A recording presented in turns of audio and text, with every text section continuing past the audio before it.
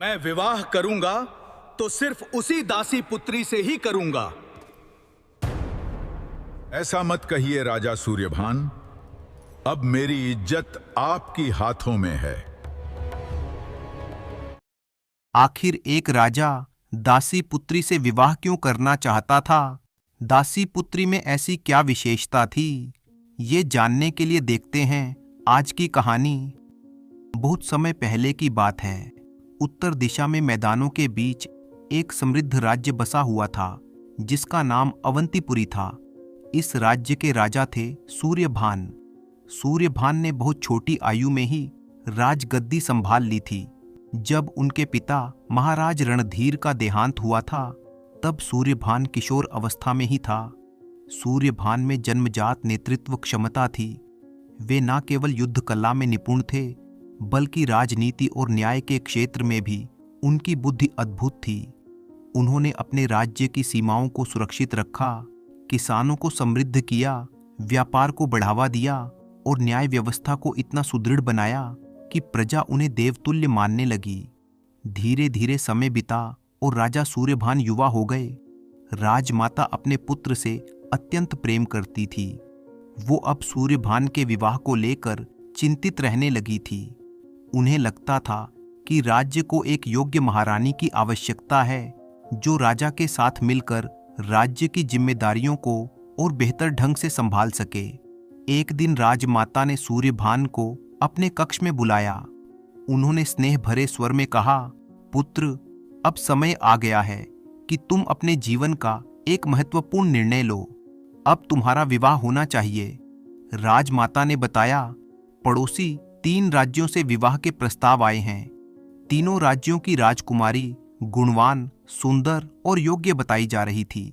लेकिन समस्या ये थी, किसी एक प्रस्ताव को स्वीकार करने का अर्थ था बाकी 2 राज्यों को नाराज करना। सूर्यभान कुछ क्षणों के लिए मौन हो गए। ये सचमुच एक कठिन निर्णय था। उन्होंने विचारपूर्ण स्वर में कहा, माता, यदि मैं किसी एक राजकुमारी को चुनूं तो 2 राज्यों में असंतोष पैदा होगा, लेकिन यदि मैं तीनों को समान अवसर दूं तो शायद समाधान निकल सकता है। राजमाता ने उत्सुकता से पूछा, तुम क्या सोच रहे हो? सूर्यभान ने कहा, मैं तीनों राजकुमारियों को हमारे राज्य में आमंत्रित करूंगा और उनके सामने 3 प्रश्न रखूंगा। जो उन प्रश्नों का सबसे उत्तम उत्तर देगी वही मेरी रानी बनेगी। राजमाता को अपने पुत्र की बुद्धिमत्ता पर गर्व हुआ। कुछ ही दिनों में तीनों राज्यों में निमंत्रण भेज दिए गए। संदेश स्पष्ट था, राजा सूर्यभान 3 प्रश्न पूछेंगे। जो राजकुमारी उनके प्रश्नों का सर्वश्रेष्ठ उत्तर देगी वही उनकी महारानी बनेगी। ये समाचार तीनों राज्यों में फैल गया। सभी उत्सुक थे। ये केवल विवाह नहीं बल्कि बुद्धि और चतुराई की परीक्षा भी बनने वाला था। इन्हीं 3 राज्यों में से एक था कौशल राज्य, जिसके राजा प्रताप सेन थे। जब उन्होंने ये समाचार सुना तो उनके मन में चिंता की लहर दौड़ गई।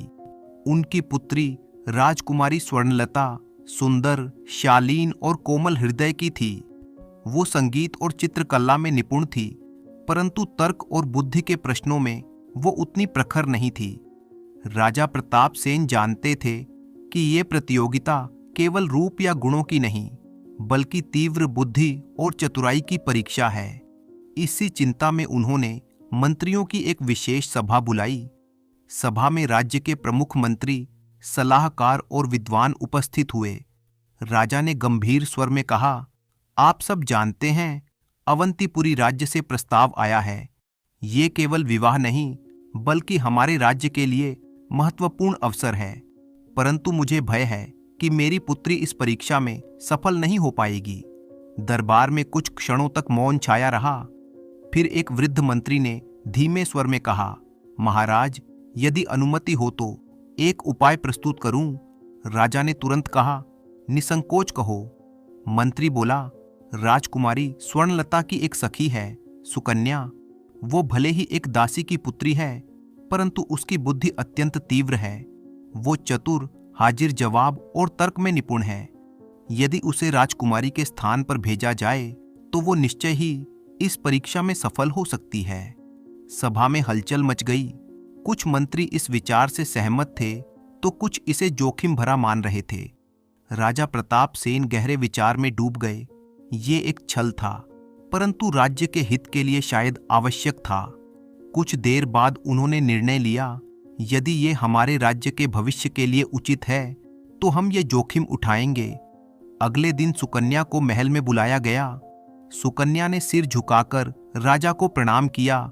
राजा ने उसे सारी योजना बताई। सुकन्या बोली, महाराज, ये कार्य सरल नहीं है। यदि सत्य प्रकट हो गया तो परिणाम गंभीर हो सकते हैं। राजा ने गंभीरता से कहा, हमें तुम्हारी बुद्धि पर पूर्ण विश्वास है। सुकन्या ने सिर झुकाकर कहा, महाराज, जैसी आपकी आज्ञा। कुछ ही दिनों में उसे राजकुमारी स्वर्णलता के वस्त्र, आभूषण और शाही आचरण का अभ्यास कराया गया। जब वो पूरी तरह सुसज्जित होकर आईने के सामने खड़ी हुई तो वो स्वयं भी कुछ क्षण के लिए भ्रमित हो गई, मानो सचमुच एक राजकुमारी बन गई हो। आईना भी उस दिन सच्चाई और भ्रम के बीच का अंतर भूल गया था। उधर अवंतीपुरी राज्य में तीनों राजकुमारियों के आगमन की भव्य तैयारी हो रही थी। निर्धारित दिन पर एक एक करके तीनों राज्यों की राजकुमारी अपने अपने शाही लाव लश्कर के साथ अवंतीपुरी पहुंची। पहली थी राजकुमारी कलावती, जो अपने मधुर स्वभाव और संगीत प्रेम के लिए प्रसिद्ध थी। दूसरी थी राजकुमारी अनामिका, जिनका व्यक्तित्व गंभीर और आध्यात्मिक था। और तीसरी थी राजकुमारी स्वर्णलता के वेश में आई सुकन्या, जो एक दासी पुत्री थी। राजा सूर्यभान ने तीनों राजकुमारियों के ठहरने की व्यवस्था राजमहल के भीतर ही राजमाता की देखरेख में करवाई थी। अगली सुबह राज दरबार में एक भव्य सभा आयोजित की गई। दरबार के बीचों बीच स्वर्ण सिंहासन पर राजा सूर्यभान विराजमान थे। उनके दाईं ओर राजमाता और चारों ओर मंत्रीगण तथा सभाजन उपस्थित थे। तीनों राजकुमारियों को उनके उचित स्थान पर बैठाया गया। राजा सूर्यभान ने गंभीर स्वर में कहा, आज की ये सभा केवल एक विवाह का निर्णय नहीं करेगी, बल्कि ये बुद्धि, समझ और दृष्टिकोण की भी परीक्षा है। मैं आप तीनों से 3 प्रश्न पूछूंगा। तीनों राजकुमारी सावधान होकर बैठ गईं। राजा ने पहला प्रश्न रखा, ऐसी कौन सी ध्वनि है जो मनुष्य के कानों को सबसे अधिक मधुर और प्रिय लगती है? प्रश्न सुनते ही सभा में फुसफुसाहट शुरू हो गई। सबसे पहले राजकुमारी कलावती ने उत्तर दिया, महाराज, मेरे विचार से कोयल की मधुर कूक से अधिक प्रिय कोई ध्वनि नहीं हो सकती। उसकी आवाज सीधे हृदय को छूती है। राजा ने हल्की मुस्कान के साथ सिर हिलाया। फिर राजकुमारी अनामिका बोली, महाराज, मेरे अनुसार मधुर संगीत ही वो ध्वनि है जो मन को शांति और आनंद देती है। संगीत आत्मा को स्पर्श करता है, इसलिए वही सबसे प्रिय है। सभा में कई लोग सहमति में सिर हिलाने लगे। अब सबकी दृष्टि तीसरी राजकुमारी सुकन्या की ओर थी।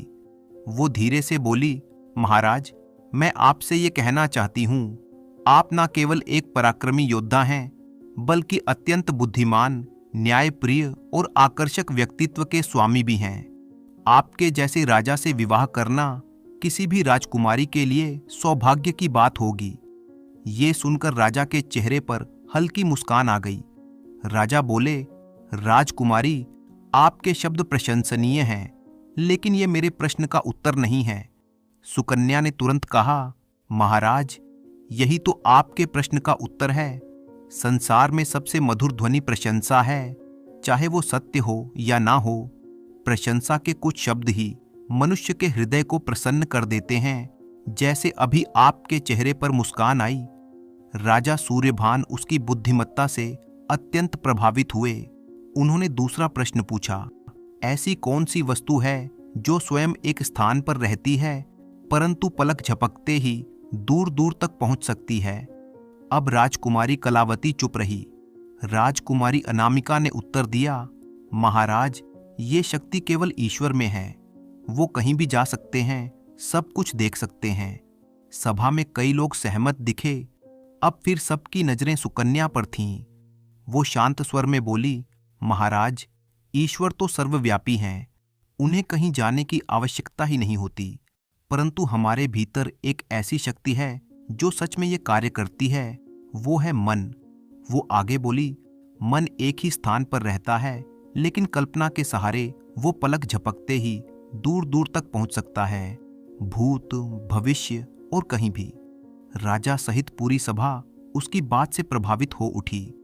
अब तक सभी को ये आभास हो चुका था कि ये तीसरी राजकुमारी साधारण नहीं है। उसकी बुद्धि और उत्तर देने की शैली उसे दूसरों से अलग बना रही थी। राजा सूर्यभान ने अब तीसरा और अंतिम प्रश्न पूछा, ऐसा कौन सा कार्य है जिसे करने पर सबसे बुद्धिमान व्यक्ति को भी अंततः पछताना पड़ता है? इस बार दोनों राजकुमारी कलावती और अनामिका मौन रहीं। प्रश्न कठिन था। अब सुकन्या की बारी थी, लेकिन इस बार उसका व्यवहार बदल गया। वो थोड़ी कठोर आवाज में बोली, महाराज, क्या आपको नहीं लगता कि आपने न्याय नहीं किया? मैंने आपके 2 प्रश्नों के उत्तर दिए और आप मुझे अभी भी विजेता घोषित नहीं कर रहे हैं। सभा में हलचल मच गई। राजा का चेहरा गंभीर हो गया। सुकन्या आगे बोली, क्या एक राजा को निर्णय लेने में इतना समय लगना चाहिए, या फिर आप केवल प्रश्न पूछकर समय व्यतीत करना चाहते हैं? ये सुनकर राजा सूर्यभान का क्रोध भड़क उठा। सुकन्या के कठोर शब्दों ने पूरे दरबार का वातावरण बदल दिया। जहां कुछ समय पहले तक उसकी बुद्धिमत्ता की प्रशंसा हो रही थी, वहीं अब चारों ओर सन्नाटा और तनाव छा गया था। सभी दरबारी, मंत्री और स्वयं राजमाता भी आश्चर्यचकित थे कि इतनी विनम्र और समझदार प्रतीत होने वाली राजकुमारी अचानक इस प्रकार का व्यवहार कैसे कर सकती है। राजा सूर्यभान का चेहरा क्रोध से तमतमा उठा। उन्होंने कठोर स्वर में कहा, राजकुमारी, तुम्हारे उत्तर निस्संदेह बुद्धिमत्तापूर्ण थे, परंतु तुम्हारा ये व्यवहार अत्यंत अनुचित है। तुम अपने ज्ञान पर घमंड कर रही हो और ये एक राजकुमारी को शोभा नहीं देता।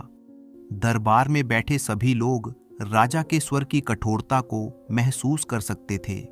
सुकन्या शांत खड़ी रही। उसके चेहरे पर हल्की मुस्कान थी, मानो वो इसी प्रतिक्रिया की प्रतीक्षा कर रही हो।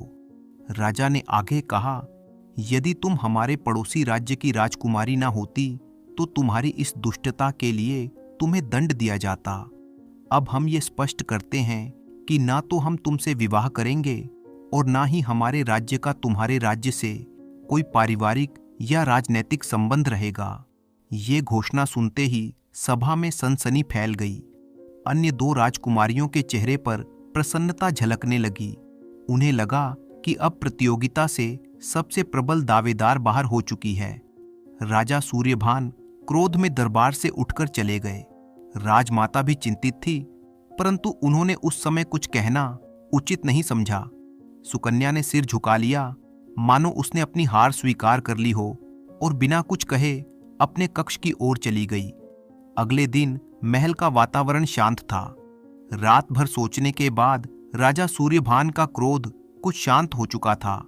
उन्हें ये बात खटक रही थी कि जो लड़की इतनी सूझबूझ से उत्तर दे सकती है, वो अचानक इतनी असभ्य कैसे हो सकती है। इसमें अवश्य कोई कारण या रहस्य छिपा है। उन्होंने सुकन्या, जिसे वे अब भी राजकुमारी स्वर्णलता ही समझ रहे थे, को पुनः दरबार में बुलाया। सुकन्या तुरंत सभा में उपस्थित हुई। राजा ने शांत स्वर में कहा, राजकुमारी, कल जो कुछ हुआ उसके लिए मैं क्षमा चाहता हूं। संभव है कि क्रोध में मैंने कुछ अधिक कठोर शब्द कह दिए हों। एक राजा को अपने भावों पर नियंत्रण रखना चाहिए और मैं उस समय ऐसा नहीं कर पाया। आप हमारे राज्य में अतिथि हैं और अतिथि हमारे लिए देवतुल्य होता है। यदि मेरे शब्दों से आपको ठेस पहुंची हो तो मैं उसके लिए क्षमा प्रार्थी हूं। विवाह का निर्णय चाहे जो हो, हमारे राज्यों के बीच संबंध मित्रता के ही रहेंगे, शत्रुता के नहीं। ये सुनकर दरबार में बैठे सभी लोग राजा की उदारता की प्रशंसा करने लगे। तभी सुकन्या के चेहरे पर एक हल्की मुस्कान आई। उसने धीरे से कहा, महाराज, आपने जो कहा वही आपके तीसरे प्रश्न का उत्तर है। राजा चौंक गए। क्या मतलब? सुकन्या ने शांत स्वर में कहा, आपने पूछा था ऐसा कौन सा कार्य है जिसे करने पर सबसे बुद्धिमान व्यक्ति को भी पछताना पड़ता है। उसका उत्तर है क्रोध में कहे गए शब्द या क्रोध में किया गया कार्य। कल मैंने जानबूझकर आपको क्रोधित किया था ताकि आप स्वयं इस सत्य का अनुभव कर सकें, क्योंकि केवल उत्तर सुन लेना और उसे अनुभव करना दोनों में अंतर होता है। अब राजा सूर्यभान के चेहरे पर क्रोध नहीं बल्कि गहरी प्रशंसा और आश्चर्य था। सुकन्या ने आगे कहा, महाराज, क्रोध में लिया गया निर्णय अक्सर गलत होता है और बाद में पछतावा ही देता है, चाहे वो किसी राजा का हो या सामान्य व्यक्ति का। इसलिए बुद्धिमानी इसी में है कि मनुष्य अपने क्रोध पर नियंत्रण रखे। अब दरबार में बैठे सभी लोग उसकी चतुराई से प्रभावित हो चुके थे। राजमाता के चेहरे पर भी संतोष की मुस्कान थी। राजा सूर्यभान ने कहा, राजकुमारी, आपने न केवल मेरे प्रश्नों के उत्तर दिए बल्कि मुझे एक महत्वपूर्ण सीख भी दी है। आपकी बुद्धि और साहस वास्तव में प्रशंसनीय हैं। उन्होंने घोषणा की, हम आपको ही अपनी भावी महारानी के रूप में स्वीकार करते हैं। ये सुनते ही दरबार में हर्ष की लहर दौड़ गई। सभी ने तालियों से इस निर्णय का स्वागत किया। कलावती और अनामिका को सम्मानपूर्वक विदा करने की तैयारी की जाने लगी। सभा समाप्त होने के बाद राजा सूर्यभान सुकन्या के समीप आए और धीमे स्वर में बोले, राजकुमारी, अपने पिता से कहिएगा कि वे विवाह की तैयारी करें। हम शीघ्र ही बारात लेकर आपके राज्य आएंगे। इतना कहकर उसने सुकन्या के हाथ में राजमाता का एक कंगन डाल दिया। सुकन्या ने कंगन ग्रहण किया, लेकिन जाते जाते एक बात कही, महाराज, पर्दे की ओट में कहीं धोखा ना हो जाए, सोने की चमक में मिट्टी हाथ ना आ जाए। पग फेरे लेते हुए इतना रखना याद, यही निशानी प्यार की अब मेरी पहचान। राजा उसके शब्दों का अर्थ पूरी तरह नहीं समझ पाए, लेकिन उन्हें इतना अवश्य लगा कि इन शब्दों में कोई गहरा संकेत छिपा है। सुकन्या वहां से चली गई। उधर कौशल राज्य में विवाह की तैयारियां जोर शोर से शुरू हो चुकी थीं। राजा प्रताप सेन बहुत प्रसन्न दिखाई दे रहे थे, लेकिन उनके मन में एक गहरी चिंता छिपी हुई थी। स्वर्णलता को दुल्हन बनाकर भेजना एक जोखिम था। उधर सुकन्या को महल के एक कक्ष में नजरबंद कर दिया गया था। राजा प्रताप सेन नहीं चाहते थे कि विवाह से पहले सच्चाई किसी भी रूप में सामने आए। सुकन्या सब समझ रही थी, लेकिन उसके चेहरे पर कोई भय नहीं था। विवाह का शुभ दिन आ पहुंचा। अवंतीपुरी राज्य से राजा सूर्यभान अपनी भव्य बारात के साथ कौशल राज्य पहुंचे। हाथियों पर सजे हुए छत्र, घोड़ों पर सवार वीर सैनिक और राजसी वस्त्रों में सजे बाराती। नगरवासियों ने उनका भव्य स्वागत किया। महल के प्रांगण में बारात के ठहरने की उत्तम व्यवस्था की गई थी। विवाह की रस्में प्रारंभ हुई। पंडितों ने वेद मंत्रों का उच्चारण शुरू किया। राजा सूर्यभान को मंडप में बैठाया गया। उनके मन में एक हल्की उत्सुकता थी। वो उस राजकुमारी से मिलने जा रहे थे जिसकी बुद्धिमत्ता ने उन्हें प्रभावित किया था। उन्हें सुकन्या के वे शब्द याद आ रहे थे जो उसने विदा लेते समय कहे थे, पर्दे की ओट में कहीं धोखा ना हो जाए। ये वाक्य बार बार उनके मन में गूंज रहा था। इसी बीच दुल्हन के रूप में सजी हुई राजकुमारी स्वर्णलता को मंडप में लाया गया। वो भारी आभूषणों और लाल जोड़े में सजी हुई थी और उसका चेहरा घूंघट से ढका हुआ था। सभी दुल्हन की एक झलक पाने को आतुर थे। राजा सूर्यभान का भी यही हाल था, परंतु राजमाता के कहने पर भी राजा प्रताप सेन ने परंपरा का हवाला देते हुए कहा, विवाह के बाद ही मुंह दिखाई की रस्म होगी, अभी घूंघट नहीं उठाया जाएगा। राजा सूर्यभान ने कुछ नहीं कहा, लेकिन उनके मन में संदेह की एक हल्की रेखा उभरने लगी। विवाह की रस्में आगे बढ़ने लगी। तभी सूर्यभान की दृष्टि दुल्हन के हाथों पर पड़ी। उसके हाथों में सोने, हीरे और रत्नों से जड़े हुए अनेक कीमती कंगन थे, लेकिन उनमें वो कंगन नहीं था जो उन्होंने राजकुमारी को दिया था। सूर्यभान के मन में सुकन्या के शब्द गूंज उठे, यही निशानी, यही पहचान। अब उन्हें सब कुछ समझ आने लगा। उन्होंने दृढ़ स्वर में कहा, ये विवाह नहीं हो सकता। ये वो राजकुमारी नहीं है जिसने हमारे प्रश्नों के उत्तर दिए थे। ये सुनकर सभी लोग स्तब्ध रह गए। राजा प्रताप सेन के चेहरे का रंग उड़ गया। उन्होंने स्थिति को संभालने की कोशिश की। महाराज, आप शायद भ्रमित हो रहे हैं। यही मेरी पुत्री स्वर्णलता है। सूर्यभान ने कठोर स्वर में कहा, नहीं, मैं भ्रमित नहीं हूं। मैंने उसे एक कंगन दिया था, वो इस दुल्हन के हाथ में नहीं है। और सबसे बड़ी बात, इसमें वो आत्मविश्वास नहीं है जो उस दिन मैंने देखा था। अब प्रताप सेन के पास कोई उत्तर नहीं था। उन्होंने विनती करते हुए कहा, महाराज, आप विवाह कर लीजिए। इससे दोनों राज्यों का संबंध मजबूत होगा। लेकिन सूर्यभान अडिग रहे। यदि विवाह होगा तो उसी से होगा जिसने मेरे प्रश्नों के उत्तर दिए थे, अन्यथा नहीं होगा। धीरे धीरे ये निर्णय पूरे महल में फैल गया। आनंद का वातावरण अचानक तनाव और निराशा में बदल गया। उधर सुकन्या ने जब ये समाचार सुना तो उसके चेहरे पर मुस्कान आ गई। जब सूर्यभान ने राजकुमारी के बारे में पूछा जिसने उनके प्रश्नों के उत्तर दिए थे, तो प्रताप सेन ने अनजान बनने का नाटक किया। उन्होंने कहा, हम नहीं जानते कि आप किसकी बात कर रहे हैं। हमारे राज्य से केवल हमारी पुत्री स्वर्णलता ही आपके पास गई थी। सूर्यभान को महसूस हो गया कि सच्चाई छिपाई जा रही है, लेकिन बिना प्रमाण के वे कुछ सिद्ध नहीं कर सकते थे। बारात लौटाने की स्थिति बन गई। महल में निराशा छा गई। लेकिन इसी बीच एक ऐसी घटना घटी जिसने सब कुछ बदल दिया। सुकन्या, जो अब तक नजरबंद थी, इस अवसर की प्रतीक्षा कर रही थी। उसने कमरे के बाहर देखा। बाहर पकवान बन रहे थे और पास ही लकड़ी का जलता हुआ टुकड़ा पड़ा था। उसने उस जलती हुई लकड़ी को उठाया और कमरे के पर्दों में आग लगा दी। कुछ ही क्षणों में रेशमी पर्दे धू धू कर जलने लगे। महल में अफरा तफरी मच गई। सैनिक और सेवक आग बुझाने के लिए दौड़ पड़े।